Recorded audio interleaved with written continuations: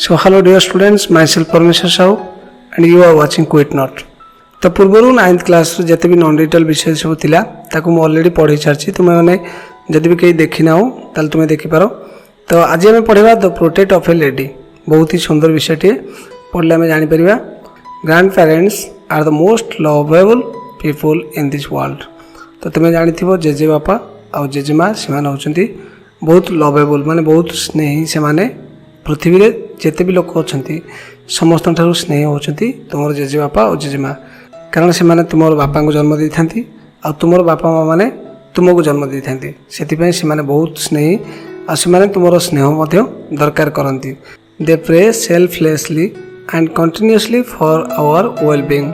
तो से निस्वार्थपर भाव ये सेल्फलेसली माने होची निस्वार्थपर भाव एवं कंटिन्यूअसली माने लगातार भाव से तुम मंगल कामना करती। बुझे कि ये वेल बीइंग अर्थ होची मंगल कामना करती। बुझे कि तो पिला माने जो माने तुम मानकर जेजे बापा जेजेमा अच्छा से तुम्हें रेस्पेक्ट करवा दरकार, कारण आज तुम्हें फील कर कि बुढ़ा हो गले से किसी आवश्यकता ना, किंतु सी जेजे बापा जेजेमा निश्चित भाव में तुम बापा को जन्म देती तुम बापा माँ मिसी तुमको जन्म देती, तेणु रेस्पेक्ट तुम्हें निश्चित भाव में करवा दरकार। बुझे कि do you have grand parents, ये जमी देख तुम मान गोटे क्वेश्चन दिखाई जमी लिखाई कि तुम मानकर माने ग्रैंड पेरेंट्स अच्छा कि जेजे बापा और जेजेमा एम अच्छा कि व्हाट डू दे डू से माने केमिति अच्छा। बुझे व्हाट डू दे डू मान से माने केमिति अच्छा बा क्यों अवस्था अच्छा। Do you spend time with them, तो केबे केमिति तुम्हें तांको सहित समय बिताओ कि। तो interview your friends grand parents about the following. तो एमती कौन लिखाई देख देयर लाइक्स एंड डिसलाइक्स, तो से पसंद आ नापसंद माने भितर तुम्हें कंपेयर कर केमती पसंद अच्छी कार नापसंद। So how they like to spend their time and some important events that they remember.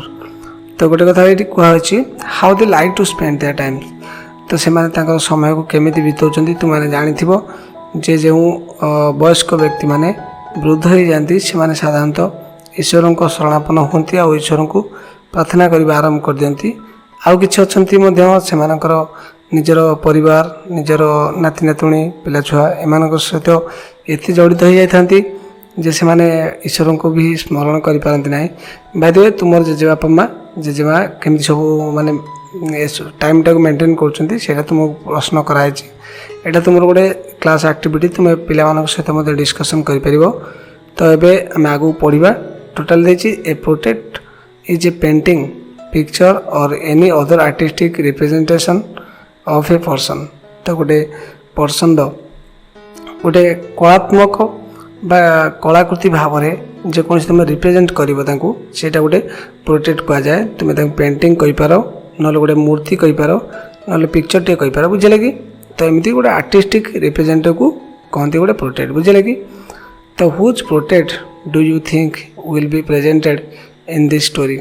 तो यही माने गपरे माने कहार पेंटिंग कथा कहूँ बा कहार पोर्ट्रेट कथा कहूँ।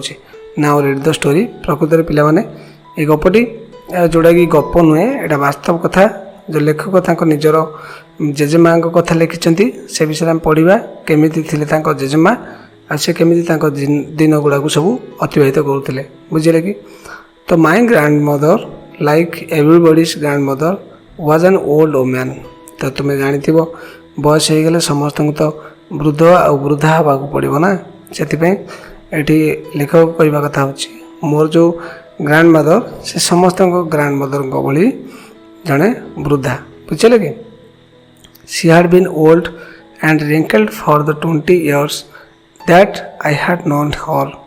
तो मुझे दिन है जानिले प्राय 20 वर्ष है रिंकल्ड मान हूँ लोचा कचा। बुझे कि माने शरीर लोचा कचा हो तुम्हें जमी जानी जो मैंने होती वृद्ध और वृद्धा से शरीर लोचा कचा हो जाए चमड़ा कचा सब मार जाए। तुम एवं यंग अच्छ कि वृद्धा है जानब जे तुम माने शरीर में लोचा कचा हो सेमती से माने लेखक कहवा कथा हूँ 20 वर्ष है मुझे जानुची जे शरीर माने लोचा कचा हो जाए। बुझे कि the people said that she had once been young and pretty and had even had a husband. But that was hard to believe. तो लोक मैंने कहती जे माने से युवती अवस्था बहुत सुंदर थिले, प्रीति मैंने बहुत सुंदर थिले, बुझे कि पुओ मान को हैंडसम कहती आ झील मान को प्रीति कहती. हार्ड टू बिलीव अर्थ अविश्वास योग्य, बुझे कि my grandfathers portrait hung above the mental peace in the drawing room. तो बैठक रूम जोड़ा ड्राइंग रूम तुमको पूर्व वीडियो कही. तो ड्राइंग रूम रो जो मेंटल पीस अच्छी जो थाकटा बुझे कि सेठी मोर ग्रांड फादर पोर्ट्रेट रही गोटे इमेज रही गोटे प्रति माने छविटा रही. तो तापर से कौन कर झुलुची तापर से जेजेबापा कथा भी किसी कहते ही over a big turban and loose fitting clothes. तापर से कौन कर गोटे बड़ माने पगटी आ लूज फिटिंग क्लथेस माने जमी तुम जानथिबो ढिला पोशाक लूज फिटिंग क्लथेस माने होची ढिला पोशाक.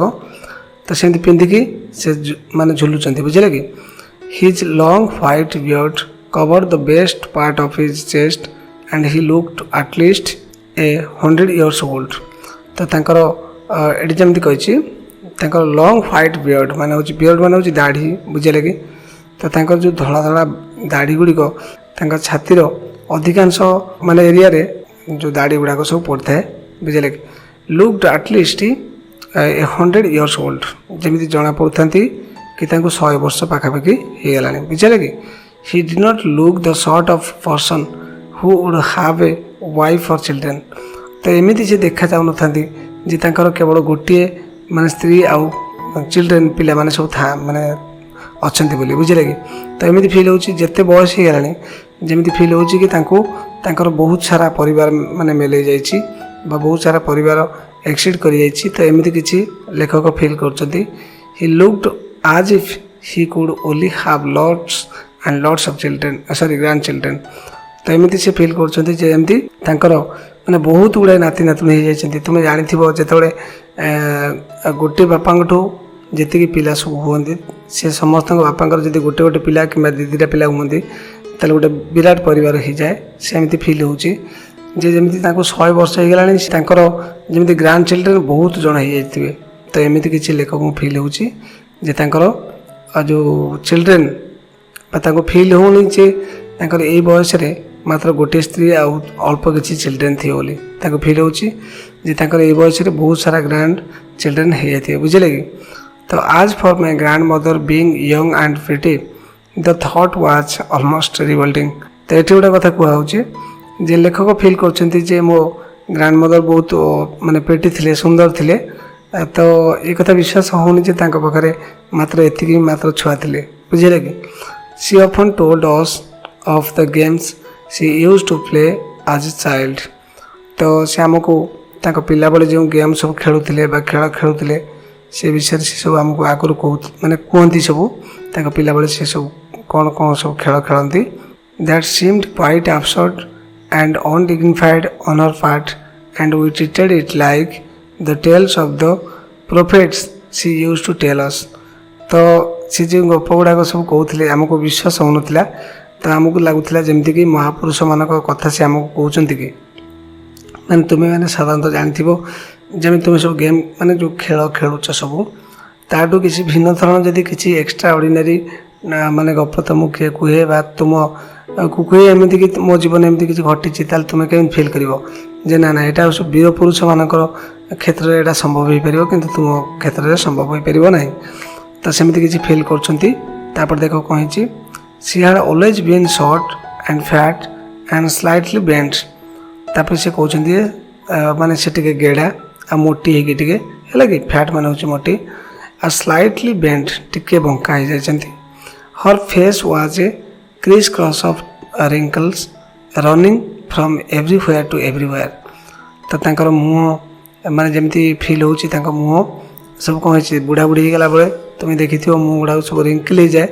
रिंकल मान हूँ पिला माने लोचा कोचा ये देख रिंकल मान हूँ लोचा कोचा. तो जमी लोचा कोचा भांग गुड़ाक सब मुहर एणे तेणे सब पड़ रही बहुत बयस हो गलानी. No we are certain she had always been as we had known her. तो आम जमी फिल करूँ आगुरी जमी मो माँ थे जेजेमा थे सेमती ଜେଜେମା ଅଛନ୍ତି। ଏଇ ଫିଲିଙ୍ଗସଟା କେତେବେଳେ ଆସେ ପିଲାମାନେ, ଯେତେବେଳେ ତୁମର ନିଜ ଜେଜେମା ତୁମ ପାଖରେ ଥିବେ ଆଉ ମାନେ ତାଙ୍କୁ ବୟସ ହେଇଗଲେ ମଧ୍ୟ ତୁମେ ଜାଣିପାରୁନଥିବ ଯେ ସେ ତାଙ୍କୁ ବୟସ ହେଇଯାଉଛି ବୋଲି। ତ ସେମିତି କିଛି ଲେଖକଙ୍କୁ ଫିଲ୍ ହେଉଛି ଯେ ଯେମିତି ମୋତେ ଜଣାପଡ଼ୁଥିଲା ମୋ ମାଆ ସେମିତି ମାନେ ଜେଜେମା ସେମିତି ଆଗରୁ ଯେମିତି ଥିଲେ ସେମିତି ଅଛନ୍ତି। ବୁଝିଲେ କି? Old, so terrible old that she could not have grown older and had stayed at the same age for 20 years। ତ ଲେଖକଙ୍କୁ ଫିଲ୍ ହେଉଛି ଯେ 20 ବର୍ଷ ହେଲାଣି ଯେମିତି ସେ ଥିଲେ ସେମିତି ଅଛନ୍ତି। C could not have grown older, ସିଏ ମାନେ ଏତେ ବୁଢ଼ା ବୁଢ଼ୀ ହେଇଯାଇଛନ୍ତି। ଏଠି ଟେରିବଲ୍ ଓଲ୍ଡ ଦିଆହେଇଛି, ମାନେ ଏତେ ବୟସ ହେଇଯାଇଛି ତାଙ୍କୁ, ଯେମିତି ଜଣାପଡ଼ୁଛି ତାଙ୍କୁ ଆଉ ବୟସ ଆଉ ଅଧିକ ହେଇପାରିବ ନାହିଁ। ବୁଝିଲେ କି? କିନ୍ତୁ ଜଣାପଡ଼ୁଛି ଯେମିତି 20 ବର୍ଷ ହେଲାଣି, 20 years ମାନେ 20 ବର୍ଷ ହେଇଗଲାଣି, ସେ ଯେମିତି ଥିଲେ ସେମିତି ଅଛନ୍ତି। ବୁଝିଲା? ଏଇତ ଥିଲା କଥା। ତ ଏବେ ଆମେ ଆଗକୁ ଯିବା। C could never have been pretty but she was always beautiful.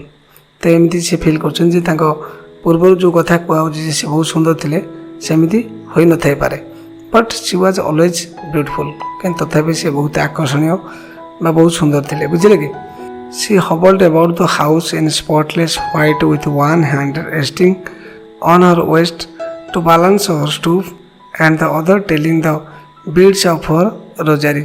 ତ ପିଲାମାନେ ରୋଜାରୀ ହେଉଛି ଏଠି ଯେମିତି ତୁମେ ଦେଖିପାରୁଛ ରୋଜାରୀ ଅର୍ଥ ହେଉଛି ଯେଉଁ ଜପମାଳା। ତୁମେ ଦେଖିଥିବ ବୁଢ଼ାବୁଢ଼ୀମାନେ ସବୁ ଜପମାଳା ଧରି ଜପୁଥାନ୍ତି, ସେମିତି ସେ କହୁଛନ୍ତି। ବିଡ୍ସ ମାନେ ହେଉଛି ତାଙ୍କର ଯେଉଁ ଛୋଟ ଛୋଟ ମାଳ ଭିତରେ ଯେଉଁ ଗୁନ୍ଥା ହେଇଥାଏ ତୁମେ ଦେଖିଥିବ, ସେଗୁଡ଼ାକୁ ବିଡ୍ସ କହନ୍ତି।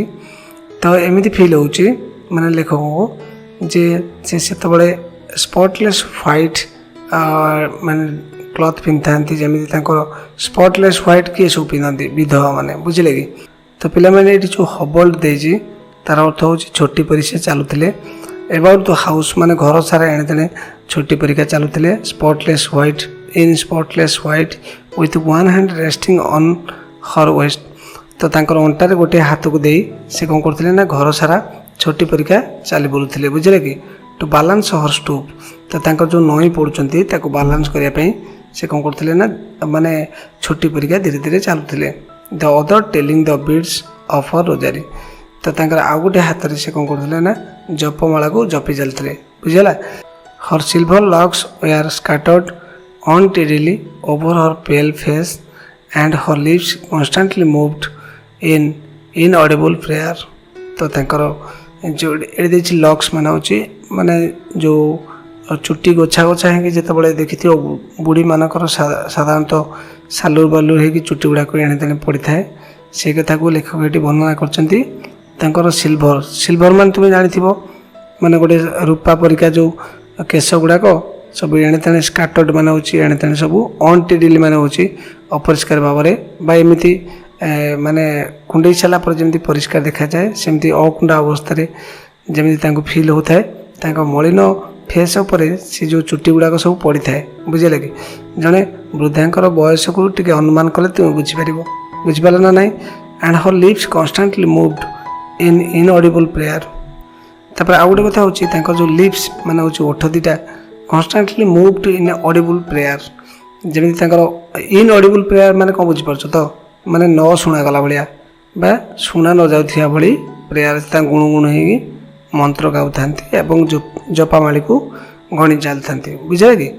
Yes, C was beautiful, C was like the winter landscape in the mountain. ତ ଏଠି ଲେଖକ ଟିକେ ତାଙ୍କ ମାଆଙ୍କ ବିଷୟରେ କହିଛନ୍ତି ଯେ ସେ ସତରେ ସୁନ୍ଦର ଥିଲେ ଏବଂ ୱିଣ୍ଟର ମାନେ ଶୀତ ମାନେ ସମୟରେ ଯେଉଁ ଦୃଶ୍ୟ ମାଉଣ୍ଟେନରେ ମାନେ ପର୍ବତ ଶ୍ରେଣୀରେ ଶୀତ ସମୟରେ ଯେଉଁ ଦୃଶ୍ୟଟାକୁ ସେମିତି ତାଙ୍କୁ କିଛି ଫିଲ୍ ହେଉଥିଲା ଯେ ମୋ ମାଆଙ୍କର କେଶ ଗୁଡ଼ାକ ସେମିତି ସବୁ ଫିଲ୍ ହେଉଥିଲା। ଯେମିତି ତୁମେ ଜାଣିଥିବ ପର୍ବତ ଉପରେ ଧଳା ଧଳା ବରଫ ସବୁ ଆଚ୍ଛାଦିତ ହୋଇକି ରହିଥାଏ, ସେମିତି ସେ କହିବା କଥା ହେଉଛି ୱିଣ୍ଟର ଲ୍ୟାଣ୍ଡସ୍କେପ୍ ଯେମିତି ଦେଖାଯାଏ ମୋ ମାଆ ମଧ୍ୟ ବହୁତ ସୁନ୍ଦର ଦେଖାହେଉଥିଲେ। ବୁଝିଲେ କି? My grandmother and I were good friends. ତ ମୋର ଗ୍ରାଣ୍ଡ ମଦର ଆଉ ମୁଁ ଦୁଇ ଜଣ ବହୁତ ସାଙ୍ଗ ଥିଲୁ।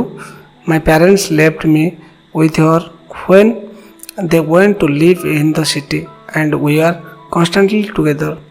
ତ ଯେତେବେଳେ ବାପା ମା ମୋ ମାନେ ସହରକୁ ଗଲେ ସେତେବେଳେ ଆମେ ଦୁଇ ଜଣ ମୋ ଗ୍ରାଣ୍ଡ ମଦର ଆଉ ମୁଁ ମାନେ ବହୁତ ଆମେ ଗୁଡ୍ ଫ୍ରେଣ୍ଡସ୍ ଥିଲୁ।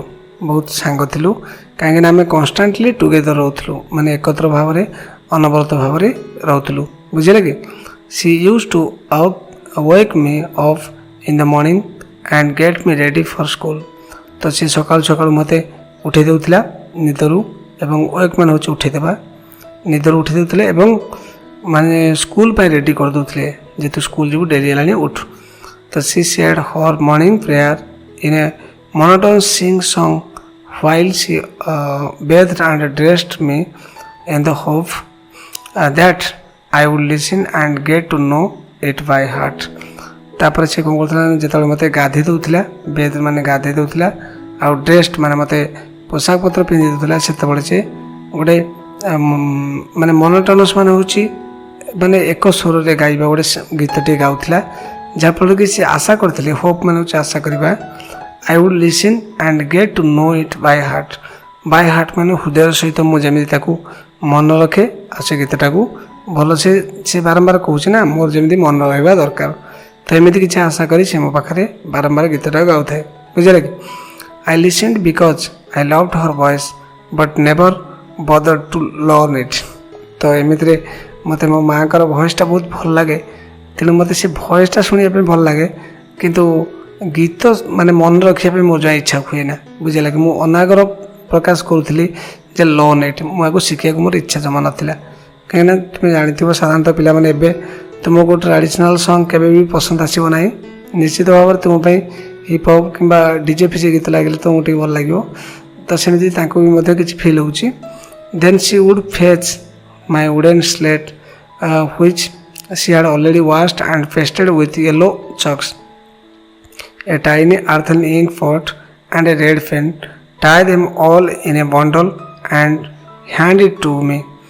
तापर कौन करते ना येलो चौक माने स्लेट टाक भल से धोई दूसरे वुडन स्लेट माने गोटे काठ से माने तैयारी स्लेटा ताक कौन करते ना प्लास्टर्ड विथ येलो चॉक्स ताकू येलो चौक रे फिल कर दोथिले बुझिला कि आ गोटे आर्थेन माने होची माटीर इंक माने तुम जानिथिबो काली तो माटी रे निर्मित होइथिबा गोटे माने जगह रे गोटे इंक पॉट माने काली द्वारा तैयारी सेत्री काली अछि तो पिला माने एबे जमी तुम कलम सब लिखुछ आगुर किंतु सेमिति किछि व्यवस्था नथिला सेतबे लोक माने भूमि रे लिखुथिले कांथर लिखुथिले आ स्लेट रे लिखुथिले एमती बहुत डिफिकल्ट से माने फेस करियो पड़ुथिला से लिखला बेले तो सेमती आर्थेन इंक पॉट माने जमी तुम कहूछ जे माटी रे तैयारी हेतिबा इंक पॉट माने जो काली दुआ तो ताको सब पैक कर दोथिले एंड रीड पेन माने होची निर्झर पेन अर्थ जोड़ा तुम जानिथिबो आगु सब चलीथिला काली पसिबो से झरी झरी चलो तुम काली पुरे देव से झरी झरी चलो लिखा बहुत डिफिकल्ट बुझे कि तो tie them all in a bundle and hand it to me तापर मत हैंड कर दे अर्थ मत मो हाथ दे दे कि साहित्य ने पाठ पढ़ी आसबू बुझे कि after a breakfast of a thick stale chapati with a little butter and sugar spread on it we went to school. She carried several stale chapatis with her for the village dogs.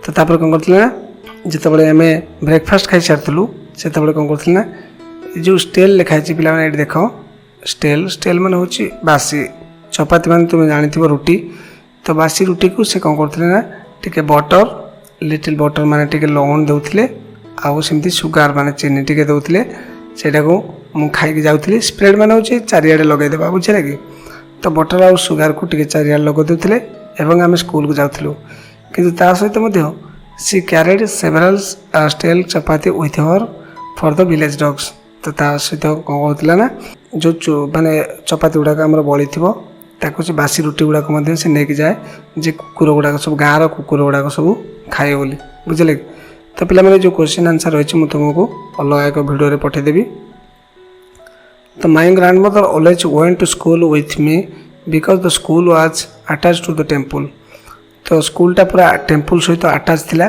से मो माँ बहुत धार्मिक माने धार्मिक हिसाब से जड़े लोक से कौन करती ना मो सहित जाती तापर कौन है देख the priest taught us the alphabet and the morning prayers priest माने जे पुरोहित जे मंदिर पुरोहित जे पूजा करती से आमको शिखाती अल्फाबेट शिखाती वर्णमाला आ सहित मॉर्निंग प्रेयर मान सकाल प्रार्थना शिखाती ତା ସହିତ while the children sat in rows on either side of the veranda singing the alphabet or the prayer in a chorus, my grandmother मतलब कोरस ମଧ୍ୟ କହନ୍ତି my grandmother sat inside reading the scriptures।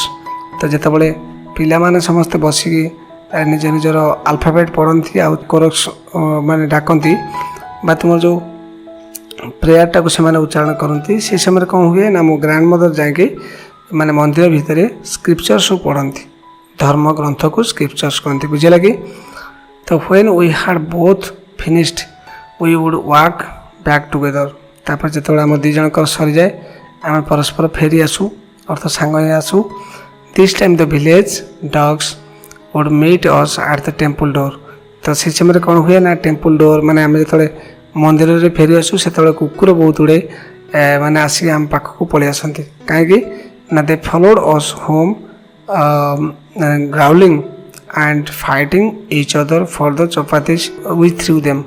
ତ ଆମେ ଯେଉଁ ଚପାତି ଗୁଡ଼ାକ ସବୁ ପକାଉ ସେଗୁଡ଼ା ସବୁ ଖାଇବା ପାଇଁ ସେମାନେ କ'ଣ କରନ୍ତି ନା ନିଜ ନିଜ ଭିତରେ କଳି କରନ୍ତି। ଆଉ ତୁମେ ଜାଣିଥିବ କୁକୁରମାନେ ସବୁ କ'ଣ କରନ୍ତି ଗ୍ରାଉଲିଂ ମାନେ ହେଉଛି ଭୁକନ୍ତି, ସବୁ ପରସ୍ପର ସହିତ ଝଗଡ଼ା ଲାଗନ୍ତି ଚପାତି ଖାଇବା ପାଇଁ, ବୁଝିଲା କି? ତ when my parents were comfortably settled in the city they send for us. ତାପରେ ଯେତେବେଳେ ମୋର ବାପା ମା ସେଠି ସେଟଲ୍ ହେଇଗଲେ, କମ୍ଫର୍ଟେବଲ୍ ମାନେ ଭଲସେ ହେଲା କି ମାନେ କିଛି ଅସୁବିଧା ନଥାଇ ସବୁ ପରିସ୍ଥିତିରେ ସୁବିଧା ଥାଏ, ସେମାନେ ଯେତେବେଳେ ସେଟଲ୍ ହେଇଗଲେ ସିଟିରେ ସହରରେ ଦେ ସେଣ୍ଡ ଫର୍ ଅସ୍। ସେଣ୍ଡ ଫର୍ ଗୋଟେ ହେଉଛି ଫ୍ରେଜାଲ୍ ଭର୍ବ, ମନେ ରଖିଥିବ। ସେଣ୍ଡ ଫର୍ ମାନେ ହେଉଛି ଡକେଇ ପଠାଇବା। ତ ସେ ଆମକୁ ମଧ୍ୟ ସେଠିକି ନେଇଗଲେ, ବୁଝିଲେ କି? That was A turning point in hour friendship. ତ ଏଇଟା ଗୋଟେ ମାନେ ଯେମିତି ଗୋଟେ ମୋଡ଼ ପଡ଼ିଗଲା ଆମ ଫ୍ରେଣ୍ଡସିପ୍ର, ଆମ ବନ୍ଧୁତାର ଗୋଟେ ଯେମିତି ମୋଡ଼ ପଡ଼ିଗଲା। କ'ଣ ସେ ମୋଡ଼ଟା ଦେଖିବା? ଅଲଦୋ ଯଦିଓ we shared the same room my grandmother no longer came to school with ମି। ଯଦିଓ ଆମେ ମାନେ ଗୋଟିଏ ରୁମ୍ରେ ଗ୍ରାଣ୍ଡମଦର ଆଉ ମୁଁ ଦୁଇ ଜଣ ରହୁଥିଲୁ, କିନ୍ତୁ ସେ ମୋ ସହିତ ସ୍କୁଲ ଆଉ ଆସୁନଥିଲା। ତାର କାରଣ ଥିଲା I use to go to English school in a motor bus. ମାନେ ମୁଁ ସ୍କୁଲକୁ ବସ୍ରେ ଯାଉଥାଏ, ମୋ ମା ସେଥିରେ ଯିବାର କିଛି ଆବଶ୍ୟକତା ନଥିଲା। ସେଥିପାଇଁ ମୋ ମାଆର ପ୍ରେଜେନ୍ସଟାକୁ ମୁଁ ଯେମିତି ମାନେ ଆବସେନ୍ସ ବୋଲି ଫିଲ୍ କରୁଥାଏ।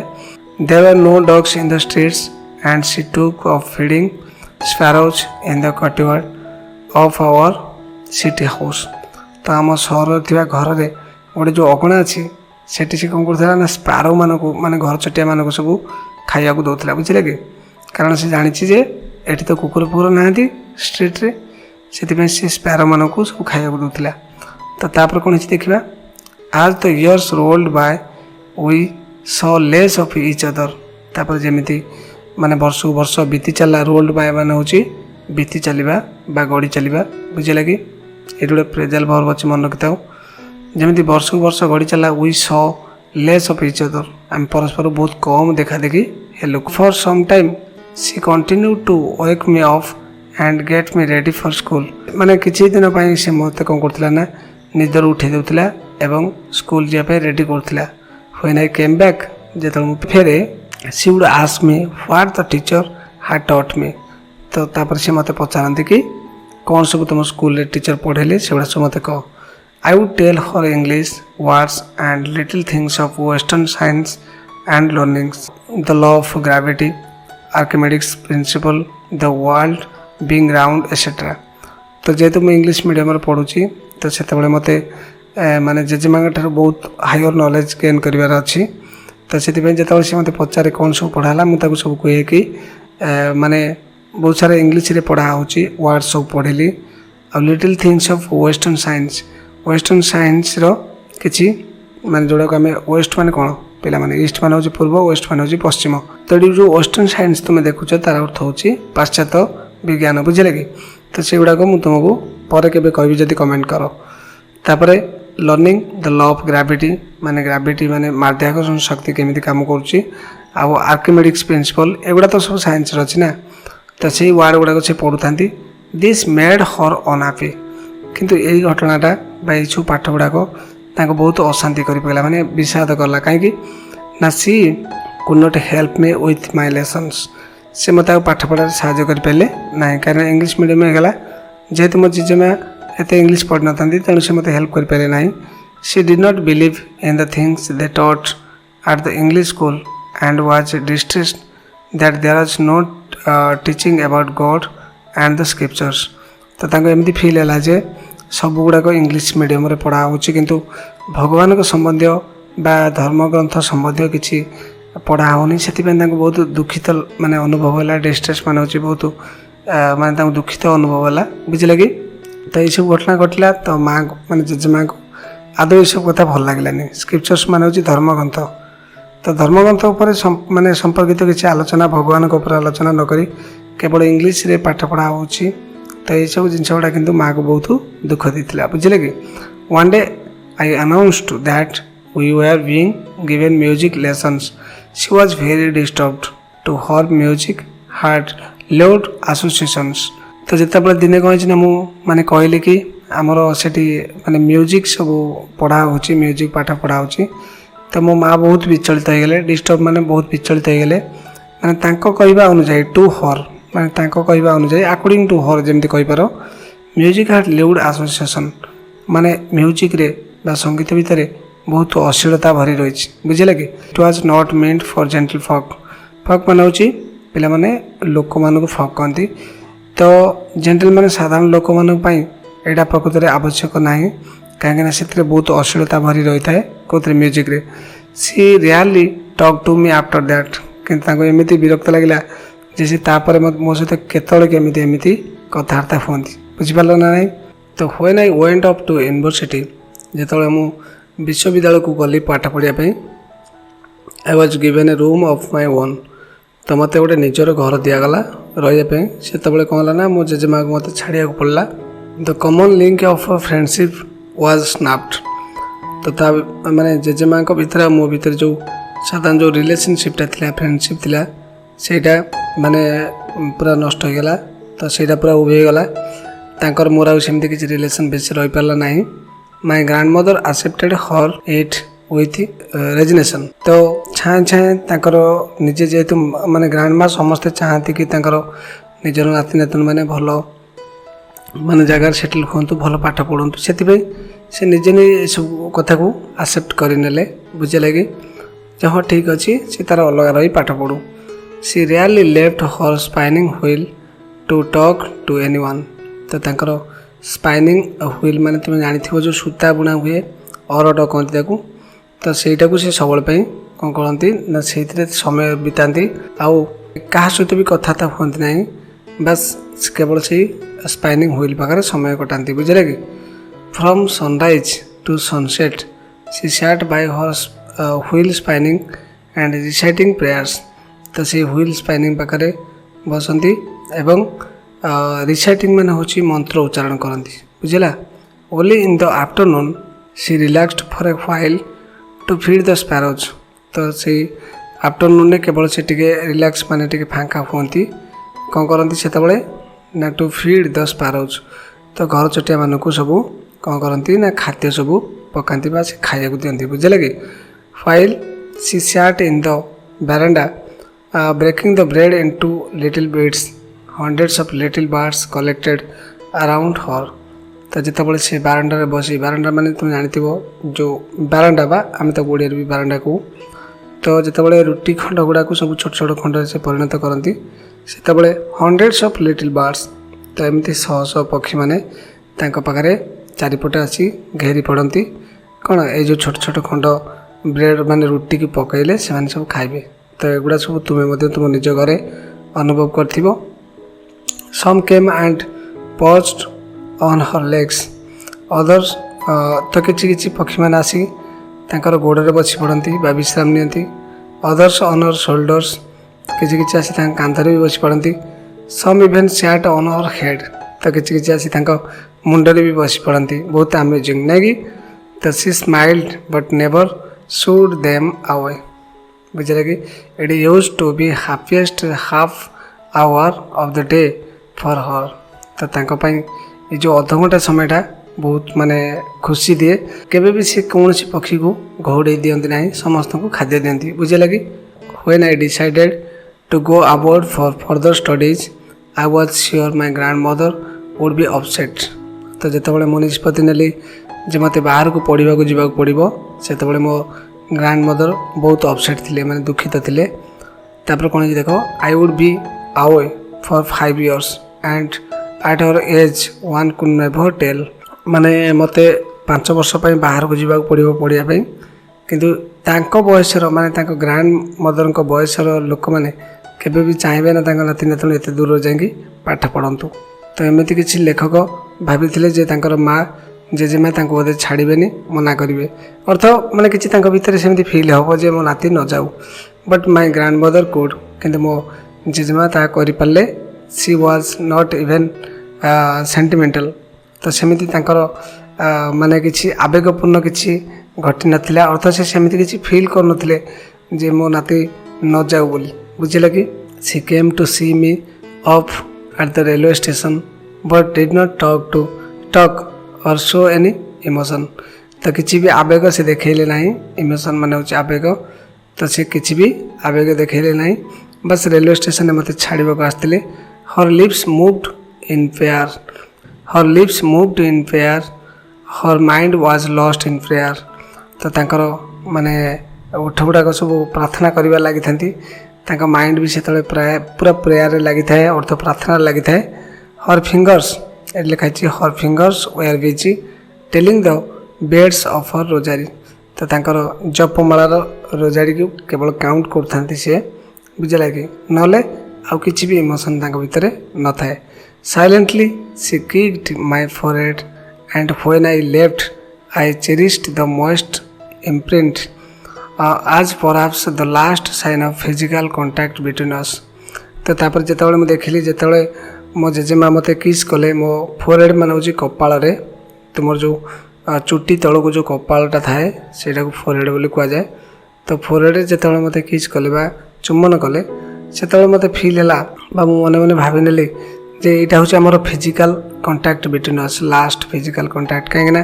सेतेबेले को तांको जेजेमाकर बयस बहुत हो जाए तो तांको फील होता है बोधे 5 वर्ष मुझे रहा मो जेजेमा एपटे मरी जाइए बुझे कि तो एमती किसी फिल से कहते कि यहाँ आमर जमी फिल होता है 5 वर्ष पर मो जेजेमा को मुझे भेटी पारे so it the last sign of physical contact between us बुझे कि तो but that was not so किंतु एमती किसी भी घटलानी से बंचिकी थे after 5 years I came back home and was met by her at the station तो माने 5 वर्ष पर मुझे फेरिली से पुणी थे से स्टेशन रे देखा पाइल अर्थ से पर्यंत भी जीवित थे she did not look a day older तो एमती देखाऊे जमी पूर्वर जमी भी सी थे एवं सेमती 5 वर्ष पर भी सेमती अच्छा गोटे दिन वृद्ध भी माने वृद्धा भी सी होना सेमती किसी फिल होता बुझे कि she still had no time for words and while सी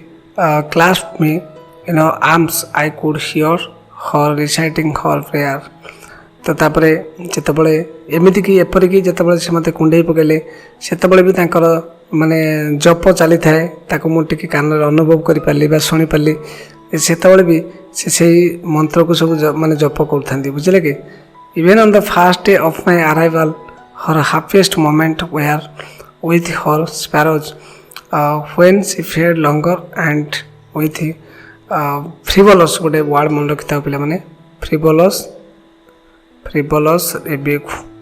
माने हूँ माने एमती तुम जानी कोमल भाव में क्या वृथा भाव में माने तुम जानी से सत सतिका नुहे तो एमती पक्षी मान सब गाली दौथा तो एमती माने फास्ट डे रे भी से मो सहित समय न बीते जमी स्पारो सहित खाद्यपेय माने बांटा सहित समय बीतेबा सेमती सी बीतौ गाली गलोच करूँ माने वृथारे मिछुटारे तो एमती किसी घटू थाए तो इन the evening A change came over हर किंतु संध्या जो भीतर गोटे परिवर्तन देखादेला तो से परिवर्तन कौन था सी डिड नॉट प्रेयर से किंतु से दिन प्रार्थना करन तुम जानिछ जेत पर्यंत मुझे एपर्यंत पढ़ेले से सब माने प्रार्थना करूँ किंतु ये गोटे चेंजेस भीतर आसी प्रार्थना करूँ she collected the women of the neighbourhood got an old drum and started to sing तो से कौन कले कलेक्ट नेबरहुड मान जानते पड़ोसी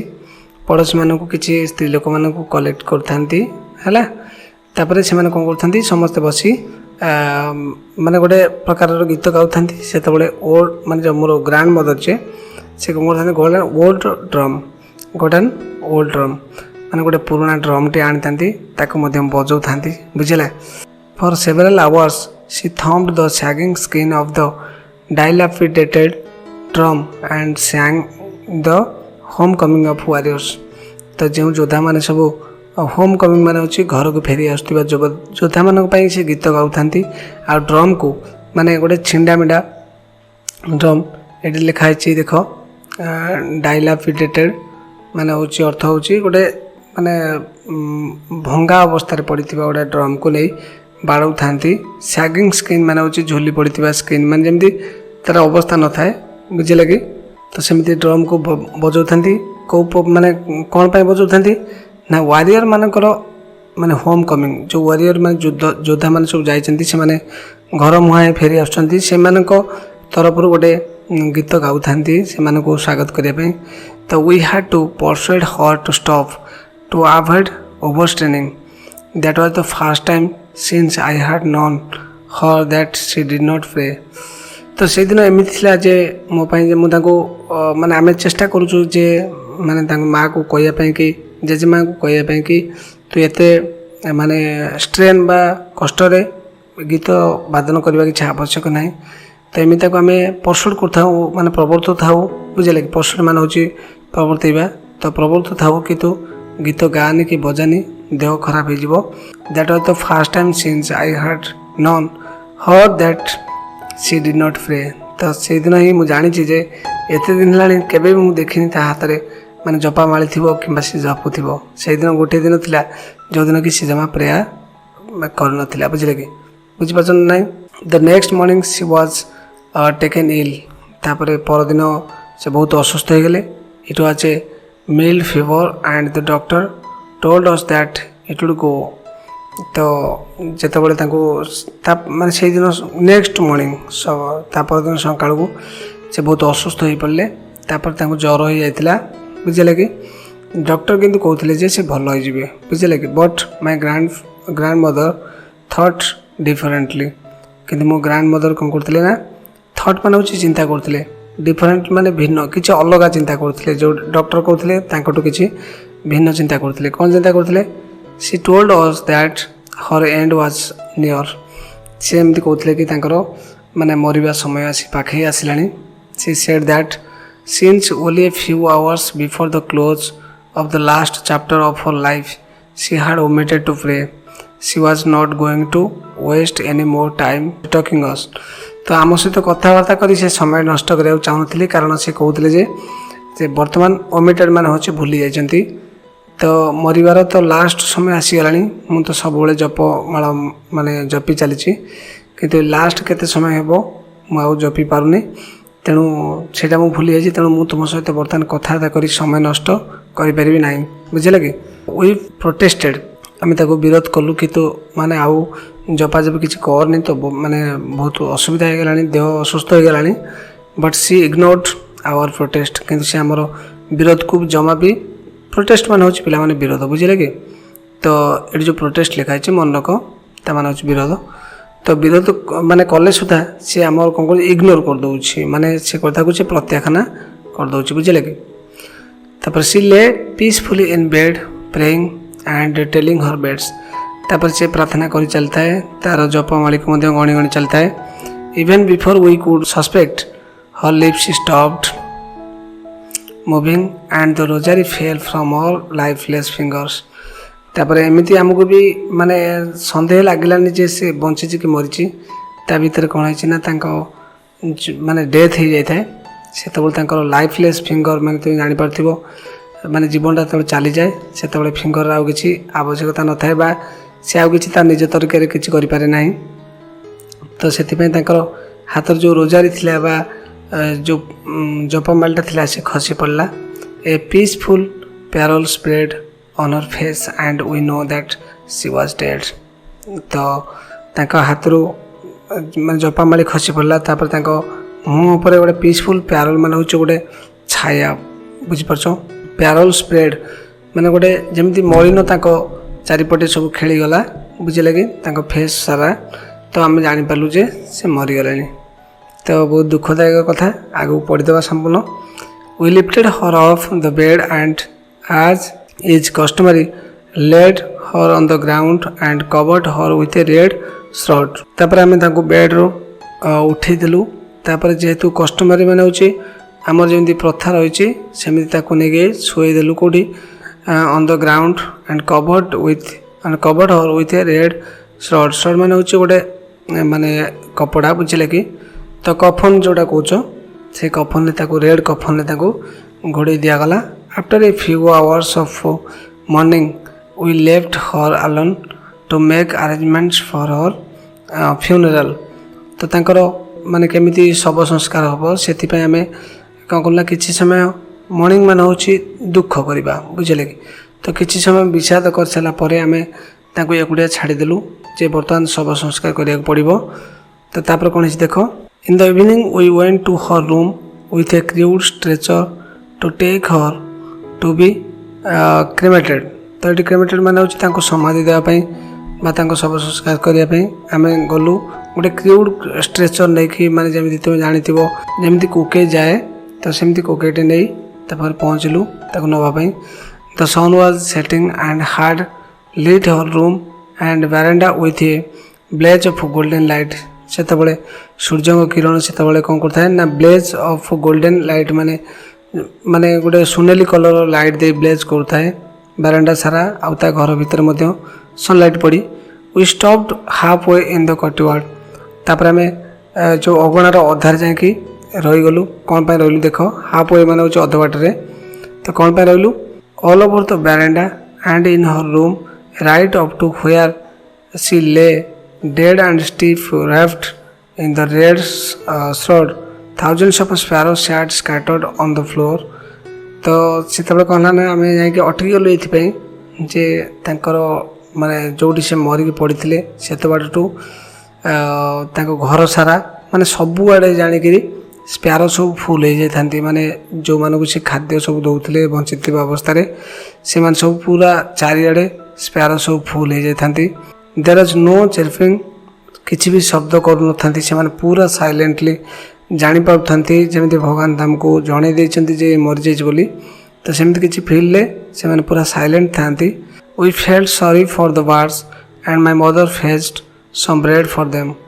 तापर आम माने बहुत दुखित अनुभव कलु जे माँ सब खाइबा दौले किंतु आज कौन है ना खाइबा देवाई से जो जेजेमा मोर मरी जाती तथापि मो माँ जाए कौन कले ना फेस्ट मान हूँ कि आने को फेज कहते बुझे लगे। तो सम ब्रेड्स फॉर देम किसी रुटी आनले किंतु कौन है देख she broke it into little crumbs छोट छोट खंडरे परिणत कले बुझे लगे।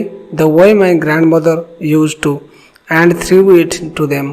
तापर मो जेजेमा जमी करते छोट छोट खंड कर सब स्पैरो मान सब दौले सेमती मो माँ माने मो मदर जे सी मत सेमती कले पाखक पकईले खायापी।